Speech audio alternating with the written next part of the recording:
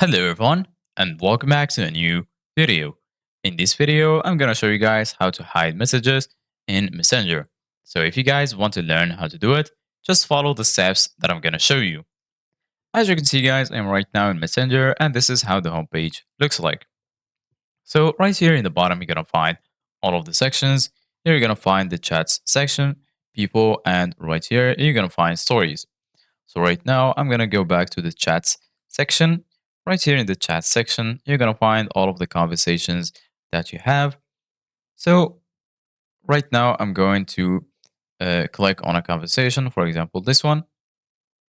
So basically, guys, let's say you have some messages that you want to hide on Messenger. All you need to do, guys, is archive the conversation. So just go back and then go ahead and click on the conversation you want to archive. Then right here, as you can see, guys, you're going to find the option to archive the conversation. Here you can delete it, mute the conversation, open chat head, mark as unread, restrict, or block. So go ahead and click on archive. And then as you can see, guys, right now, the conversation is hidden.